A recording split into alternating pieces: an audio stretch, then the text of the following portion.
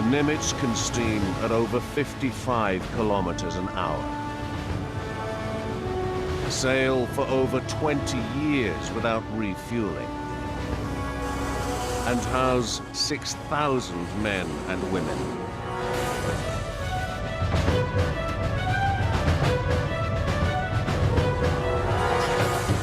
She can detect threats over 500 kilometers away and launch a supersonic fighter every 20 seconds to intercept them. She is a masterpiece of modern engineering. To understand how the Nimitz became the most powerful warship ever built, we must travel back to 1916. Almost as soon as people learn to fly, they want to try to get airborne from the deck of a ship. The ship is the 16,000-ton USS North Carolina.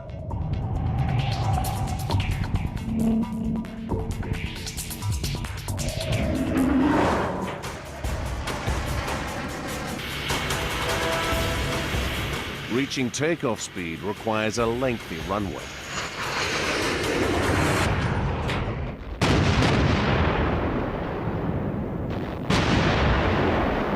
But the decks of warships are crammed with weapons and radar. There's no room for a long takeoff strip. So engineers must devise a way of getting an aircraft up to takeoff speed with a shorter runway.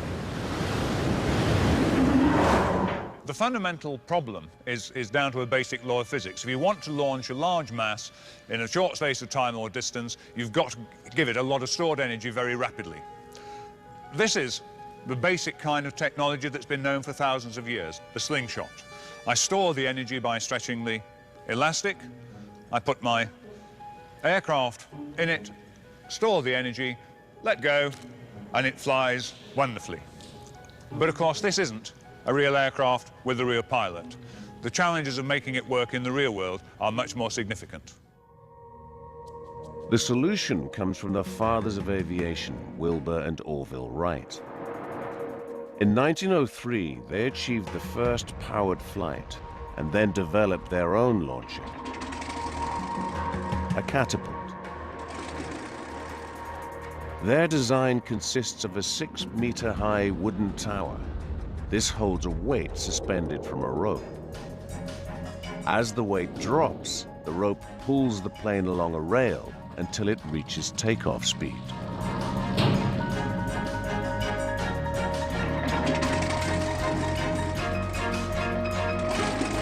The Wrights offer their launching system to the US Navy. But dropping a heavy weight on the deck of a warship is not such a good idea. The Navy go back to the drawing board. So they came up with a better idea. Another form of stored energy on board was compressed air, installed in warships for things like launching torpedoes and so on.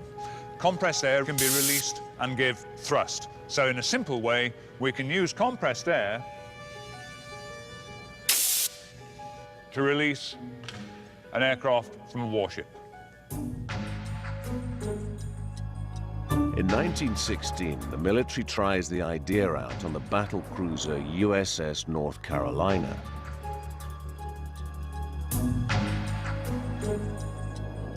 The engineers build a 30-meter steel track at the stern of the ship.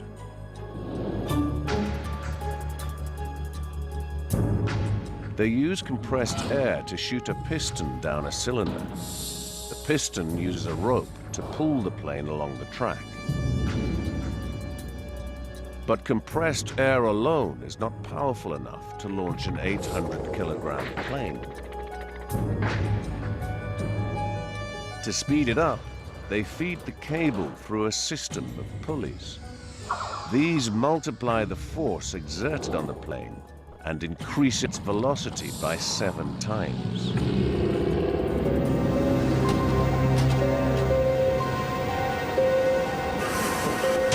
After years of trial and error, they finally have a system that works. Until now, the might of a great power has been determined by the strength of its fleet of battleships.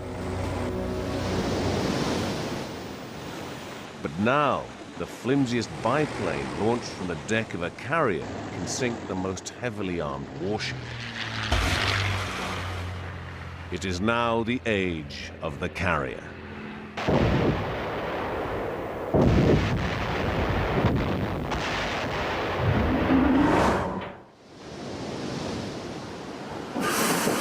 Today, catapults are at the working heart of the USS Nimitz.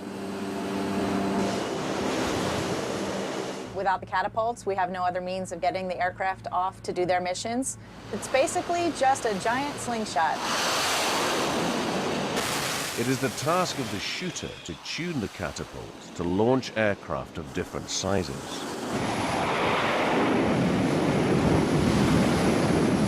As a shooter, my job is to take the weight of the aircraft and the wind that we actually have over the deck and use that to determine a setting that we put into our catapult system to shoot it off the front.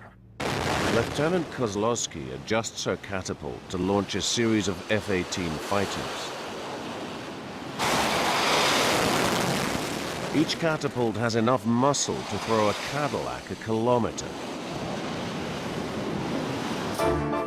The secret of its power lies hidden beneath the deck. Instead of complicated pulleys and wires, the Nimitz has a pair of cylinders slung below its runway. Inside these cylinders are pistons. The pistons connect to the plane through slots at the top of each cylinder. They fill the cylinders with pressurized steam, which shoots the pistons and the plane forward.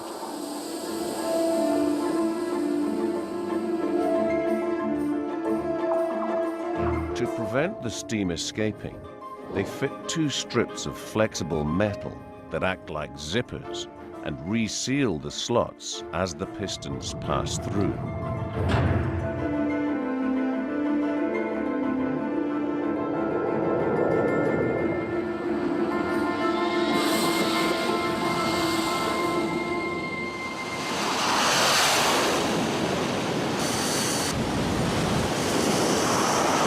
They'll salute us before we send them off the bow, telling us that they're ready to go. And then we'll hit the fire button.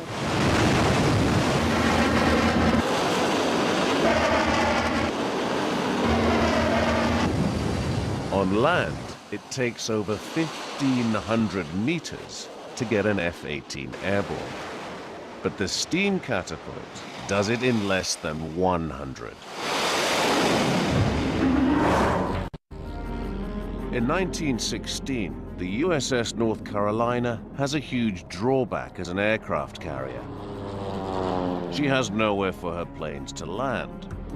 She must use planes that can land on water, but these must be winched back on board every time they fly, hardly practical for a ship at war. Landing planes on the ship itself requires a long deck and a ship big enough to accommodate it. The 28,000-ton HMS Ark Royal.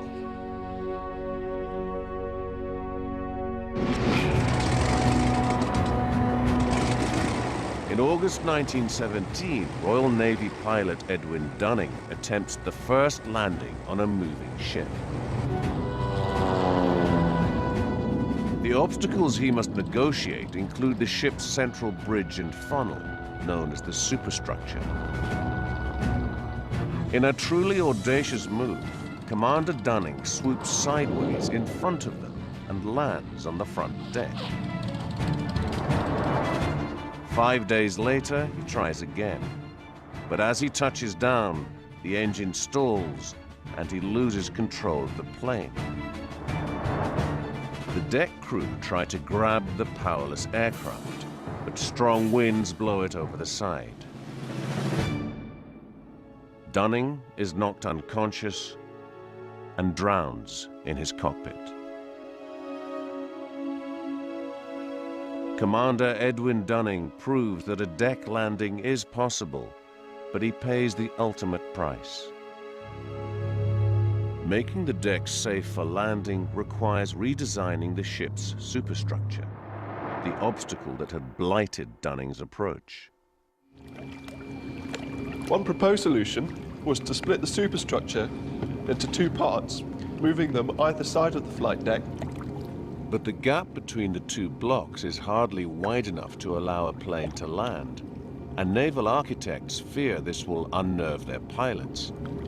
They consider removing one of the blocks. Not such a good idea.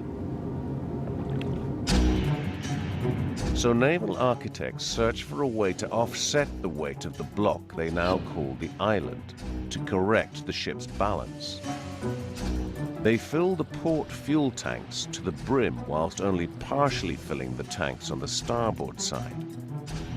But as she begins to run out of fuel, the ship starts to list again.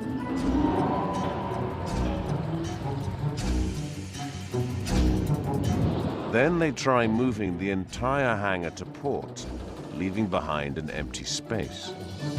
But the crew soon fills the void with equipment, and the ship regains its starboard list. Finally, they decide to physically extend the hull outward on the port side and shift the heavy machinery to balance the boat. After 2 decades of trial and error, they now have a truly revolutionary design. HMS Ark Royal is launched in 1937.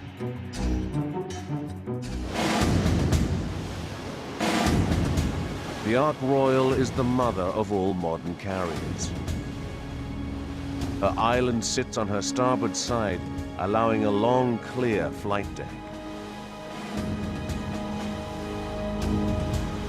Her layout sets the template for every carrier to come, including the Nimitz.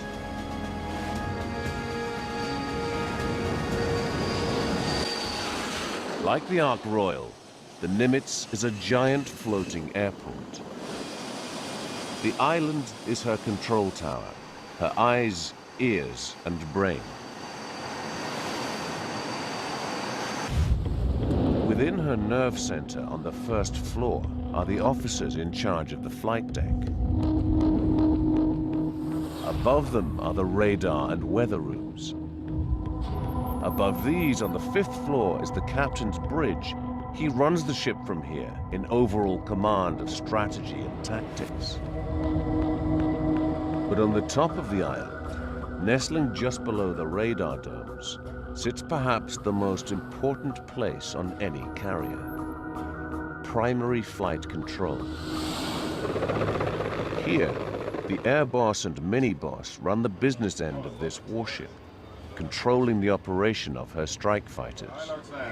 ILARC lands, manned and ready, sir. List is 0.6 starboard down. Okay, thanks, appreciate it. They control the busy airspace around the Nimitz, takeoffs and landings. 305. But this is no ordinary runway. The flight deck has been called the most dangerous workplace on Earth. Here, the deck crew must dodge wings, blades, and jets as they fuel, arm, and park the multi-million-dollar warplanes. Turning starboard, heel to port. Watch your moves, watch your step.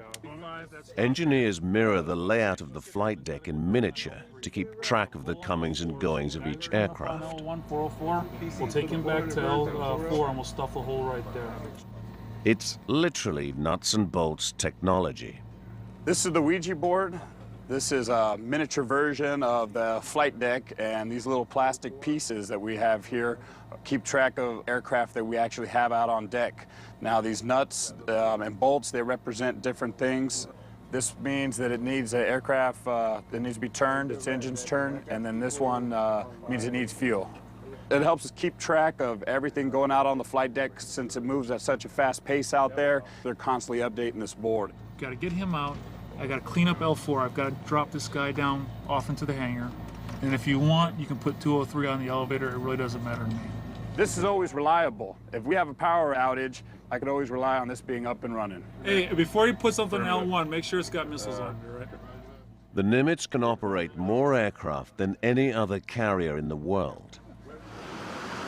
Up to 90 lethal warplanes. But in 1938, HMS Ark Royal, the biggest British carrier, can only handle about 50 aircraft.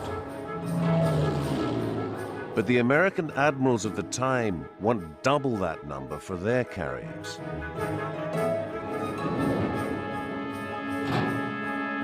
But there isn't enough room in their hangars to store them.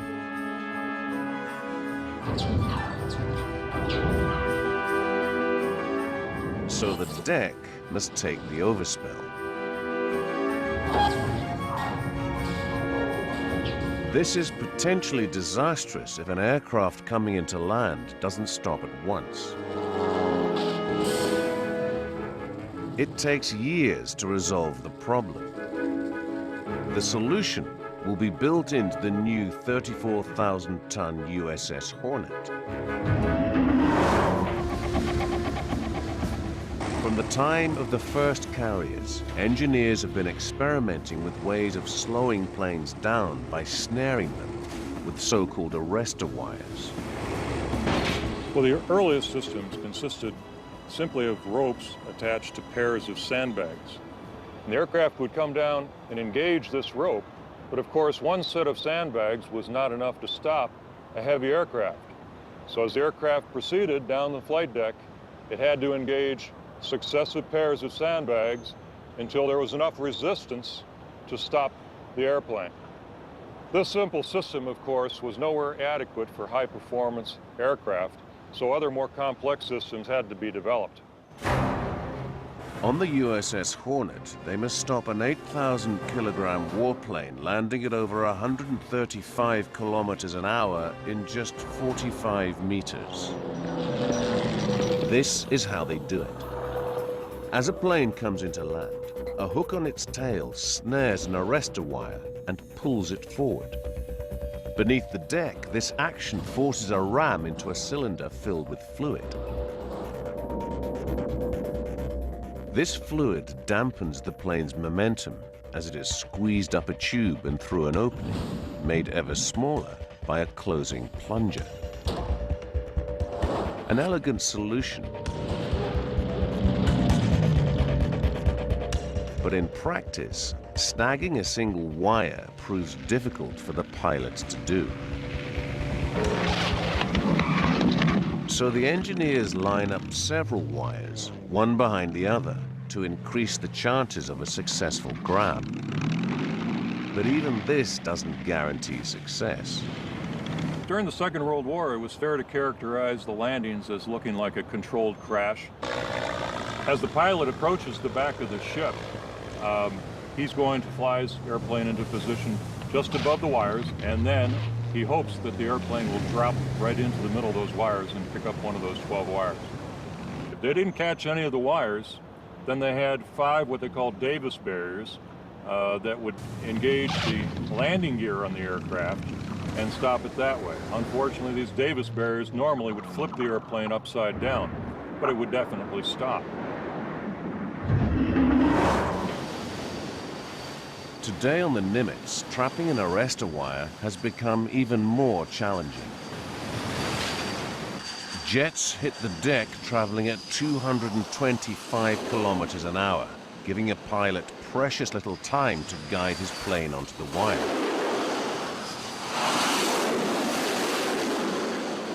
It's so difficult that pilots must practice over 100 simulated landings before they're allowed to try the real thing. Now, landing on a carrier is a lot different than landing at a long airfield with 12,000 or even a 5,000-foot strip. This is what we call the dirty configuration. I've got my gear down, my flaps are full, my hook's down, ready to catch the wire. And there's no mistaking it. When you catch wire, it's a lot like a mild car crash. It throws you forward in the straps, and you definitely know that airplane's going to stop.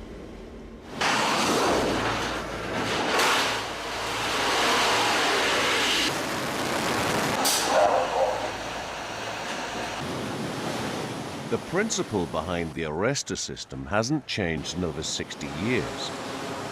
But the Nimitz pushes the system's braking power to the limit. It must bring a 25,000 kilogram F-18 traveling at 225 kilometers an hour to a stop in just over 100 meters. About the length of a football pitch. But even with 4 wires to target, the pilots sometimes miss altogether and must go round again. They call this doing a bolter. A bolter is when you've got your hook down with an intention to land and the jet doesn't stop. You may have a couple of choice words as you're going back flying again, and you can probably picture all your buddies down here watching the pass and horse laughing you. You fail miserably and then you get heckled by all your friends for the rest of the day. To give a bolting pilot the chance of a clean getaway, the landing deck on the Nimitz angles out to sea, away from the parked aircraft.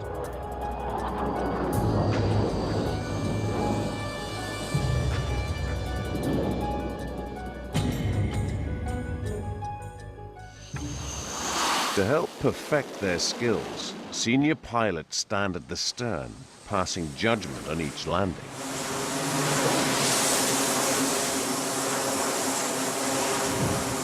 We will grade them on their start, the in the middle position, at the in close position, and then again as they cross the ramp. And then the grade goes into an overall grade point average for how everybody's doing. Every pilot in every squadron thinks they're the best. Definitely me. Who's the worst pilot? That guy. The arrestor wire allows planes to land safely on a crowded deck. But during World War II, the deck itself becomes a target for enemy bombers.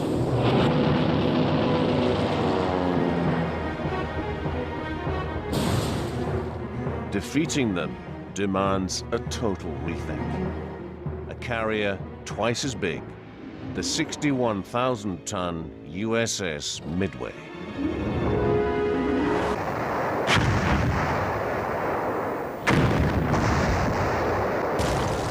June the 19th, 1945, a naval catastrophe.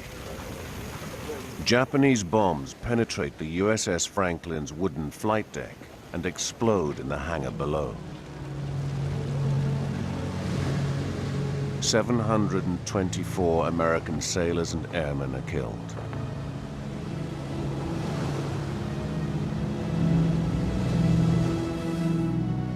The Navy resolved never to allow this to happen again.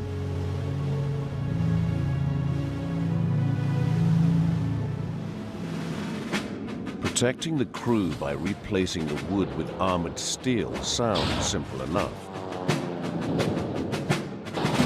But this causes huge problems for ship designers. When you replace a deck made out of wood with one made out of armored steel, your real issue is to do with adding top weight and making the vessel top heavy. This causes the vessel to reduce its stability, which makes it vulnerable to capsize in waves.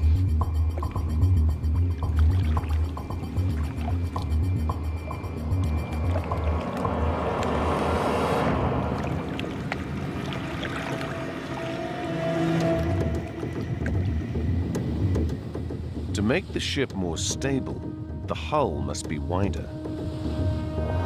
But a wider hull meets more resistance than a thinner one and impedes the ship's movement through the water. To restore speed, they must make the hull more streamlined. This makes the ship sleeker and longer, but also heavier. The mighty USS Midway is the product of this thinking. It weighs in at almost twice the size of her predecessor, the Hornet. For the decade after World War II, the Midway is the largest ship in the world. She stretches nearly 300 meters. Almost 12,000 square meters of 9-centimeter thick steel plate protects her flight deck. This is just an 8-centimeter chunk from it. She weighs in at 61,000 tons. the USS Midway is so strong and well protected that she serves for 47 years.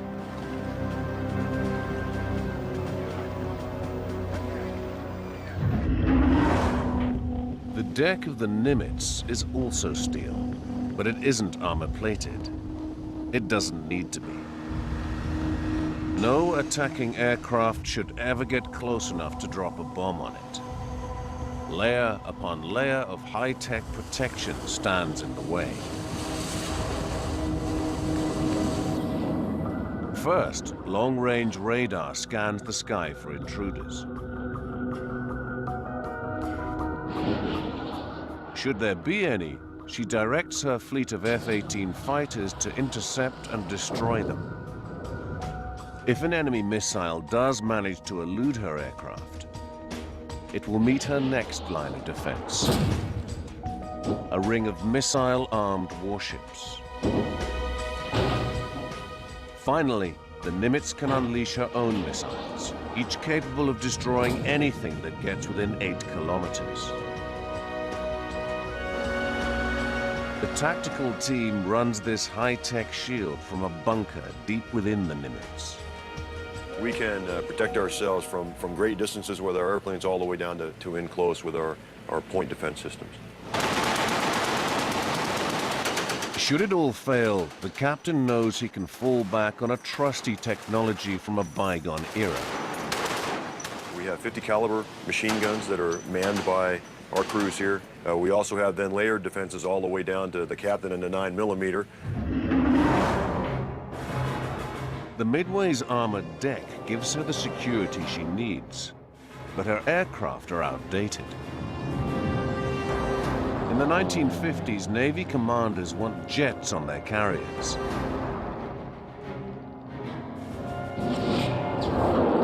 But these bigger, faster planes cannot land safely. It will take 10 years and an ingenious idea before jets can routinely land on the 81,000-ton USS Forrestal.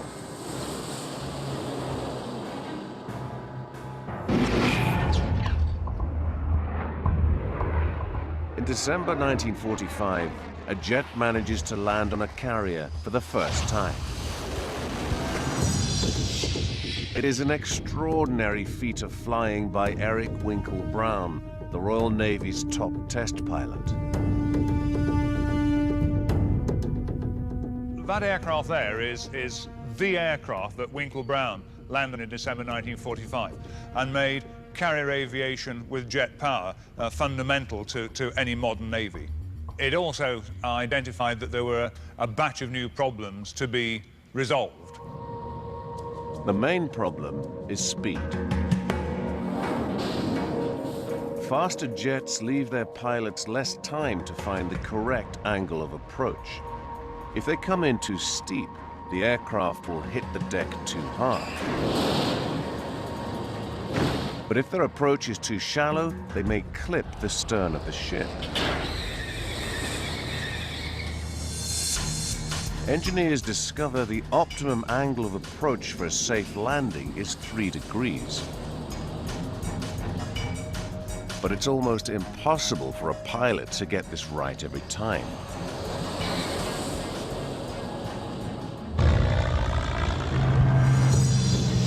In slower planes like the Hellcat, pilots have time to respond to instructions from a man on the flight deck who uses paddles to help guide them down. Former Royal Navy pilot Nick Goodhart explains how it's supposed to work. So we're curving in, and he thinks I'm a little bit too high. So he makes a signal, and I say, ah, yes, a little too high, and I throttle back just a little bit and descend a bit, and then he said, no, too low. And I open the throttle a bit, and sure enough, we're on a reasonably good landing track, and I get near the round down, and just as I'm coming over the round down, he makes the signal cut. And I chop my throttle, and we descend gracefully onto the deck, and everybody's happy. At least that's the principle.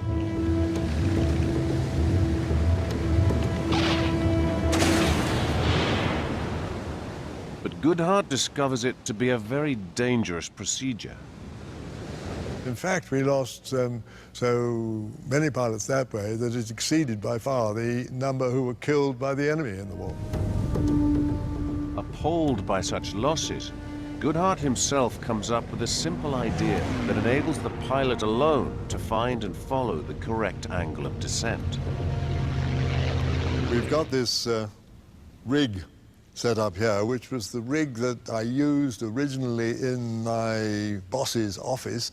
I set up a mirror, which I had borrowed from his secretary, on the carrier deck there, and that mirror has a line across it made out of lipstick to mark its middle. And I also had a torch, which we got here. So we set the torch up on the carrier as well. And then we invited his secretary to come in, and I said to her, look, now, your job is, as a pilot, is to see the reflection of the torch in the mirror and walk very slowly towards it, keeping the reflection on the line.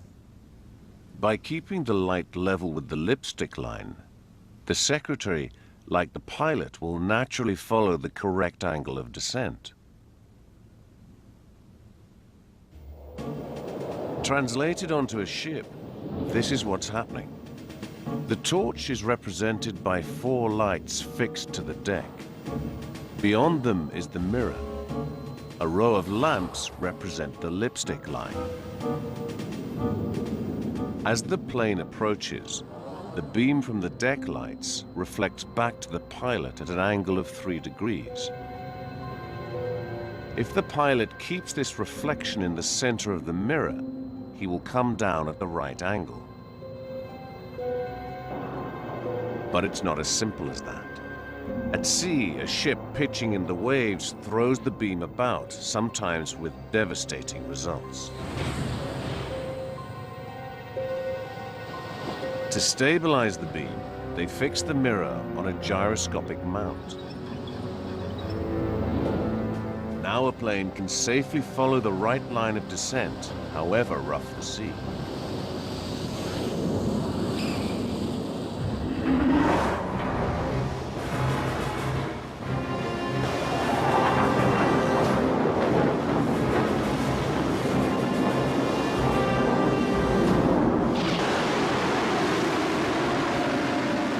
Admiral Goodhart's mirror landing aid proves a great success, whatever the size and speed of the aircraft. It allows a whole new generation of supersonic fighters and nuclear-armed bombers to land on carriers.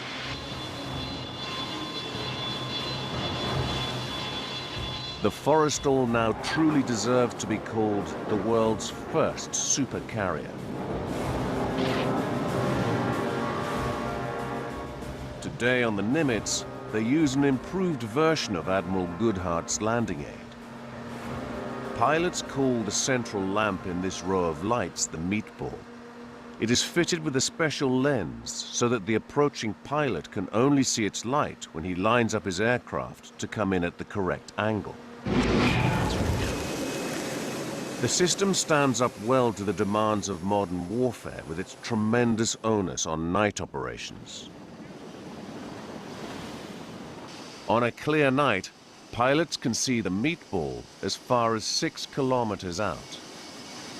Even so, night flying is not for the faint-hearted. I had 2 night landings last night, and I'm going to do it tonight, and I'd rather not. It's something that, with 250 night landings now, I don't look forward to it. And the knees still shake, and you're still breathing heavy and still breaking a sweat when you land.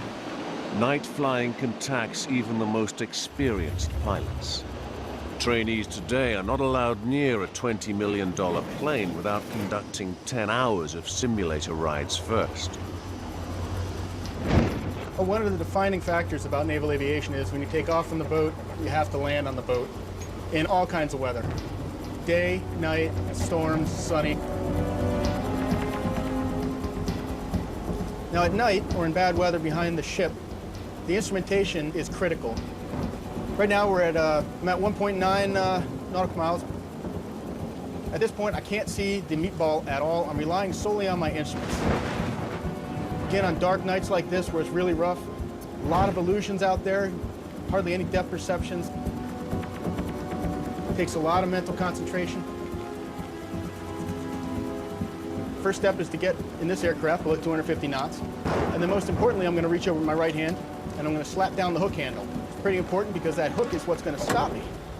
Trimming the aircraft up on nights like tonight, it can be a real heavy workload. The pace quickens, you're getting a lot of wind gusts. So the whole way down, I'm making small trim adjustments until I get it stabilized. About 1.5 miles, I can start picking up the lights of the carrier box, which is the landing area. It's a lot of concentration. Right now, at one of these nights when the pulse is racing a little, the breathing's a little heavier, working really hard here, really high. It's a great feeling when you pick up the meatball because now you know you have a good visual indication to the proper landing point. Right now, it's showing me a little high. It's coming down into burner. There's a good trap. And as soon as I'm ready, when he comes out, give him the throttle back signal.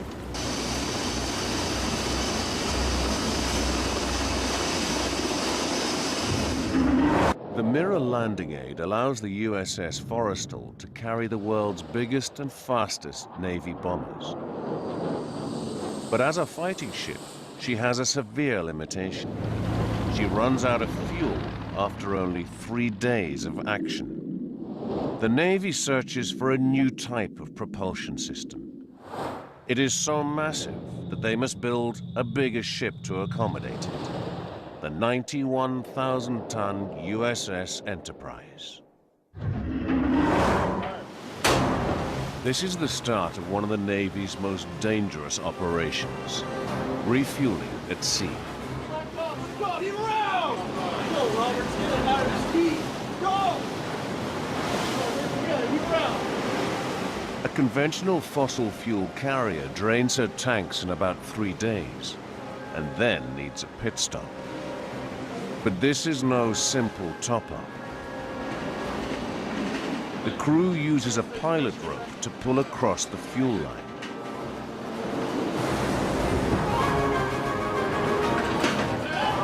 Then, once the line is connected, they transfer more than 2 million liters of fuel.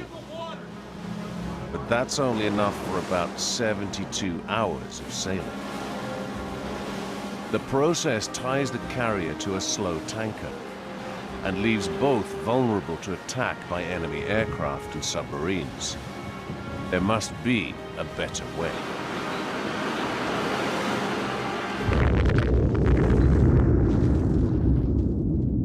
One solution: harness the colossal energy released by the splitting of an atom to produce nuclear power. Scientists discover that firing particles at atoms of uranium loosens the bonds that hold their tiny components together. A chain reaction in the nuclear power plant in the bowels of the ship triggers a massive release of energy in the form of heat.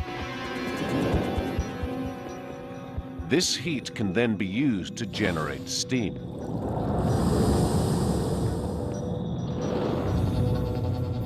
Shooting the steam through a turbine forces its blades to rotate at high speed. And transmitting this movement through a set of gears generates enough turning power to spin a 120-meter-long shaft attached to a propeller. Together with 3 other propellers, they have the power to push 91,000 tons of metal through the water at over 55 kilometers an hour. But nuclear power comes at a price. To protect the ship's crew from deadly radiation, the engineers have to shield the reactor with hundreds of tons of lead. But a supercarrier needs 8 reactors. In heavy seas, the extra weight sitting in the middle of the hull could cause the keel to buckle.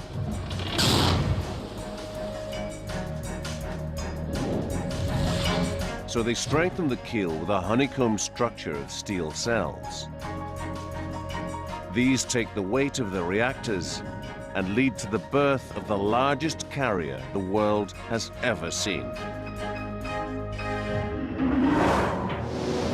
The USS Enterprise takes to the sea in November 1961. Her 8 reactors make her the largest nuclear power facility in the world, able to supply the electrical needs of a city of 500,000 people.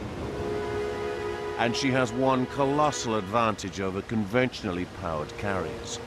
She can sail for 3 years without having to be refueled.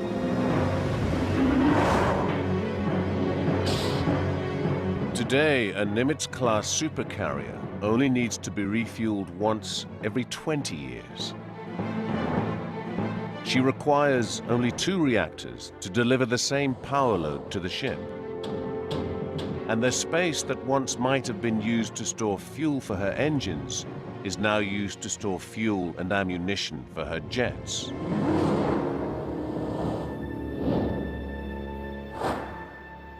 Her reactors also send the power down 1,500 miles of cables to support this veritable city in the sea.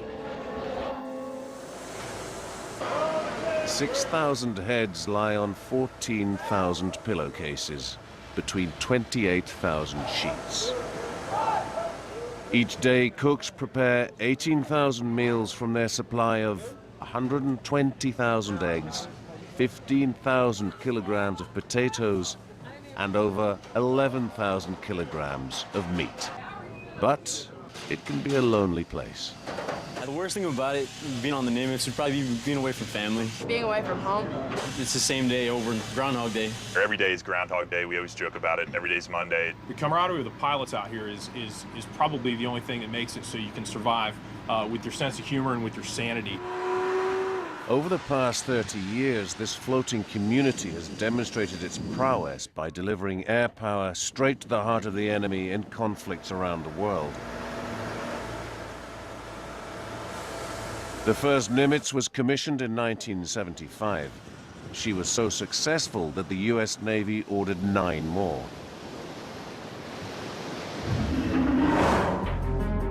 But it took a long 7 years before the first one was built and ready for service.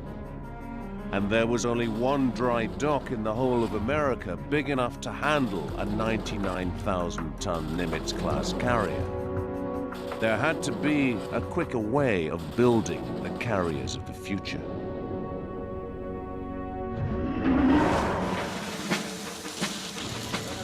Until 1981, the US Navy builds their carriers using traditional methods. They construct them like buildings, from the bottom up. One vessel requires enough cable to stretch from New York to Dallas, over 45,000 tons of steel, and an army of workers. A huge range of craftsmen were involved. Boilermakers, shipwrights, carpenters, electricians, and so on. And that meant that the ship grew very slowly. It tied up a dry dock for a long time. The electricians get in the way of the plumbers, who get in the way of the welders in the congested compartments. That's why it used to take 33 million man-hours to construct a carrier.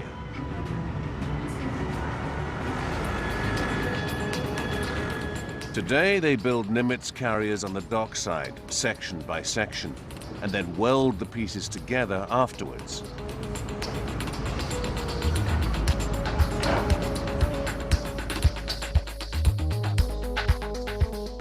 The specialist trades take turns fitting out each module with its cables and electronic systems, its bulkheads and passageways.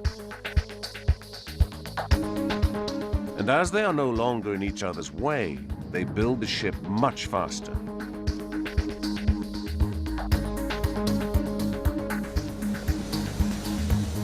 A job that once took 3 hours to do in a traditional yard now just takes 1 hour using the new modular method.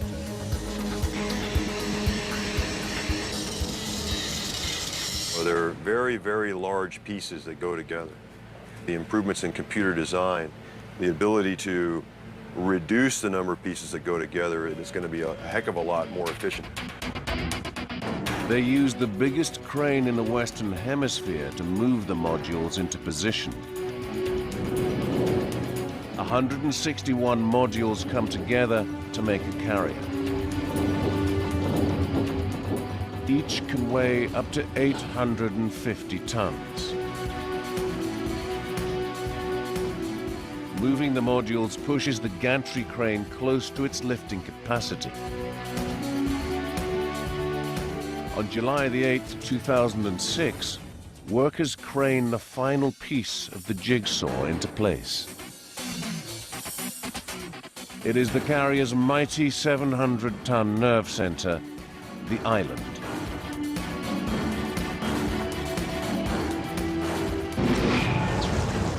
Finally, after 3 years of construction, the shipbuilders flood the huge dry dock. Mission accomplished. The latest and last of the Nimitz class of carriers, the USS George H.W. Bush, takes to the water. She is the culmination of 100 years of innovation in carrier design. Her deck is ready for the latest generation of stealth fighters. Her special bulbous hull greatly reduces drag. Lighter composite materials have trimmed the weight of her island. And automated systems have trimmed the size of her crew. The USS George H.W. Bush is truly a $6 billion man of war.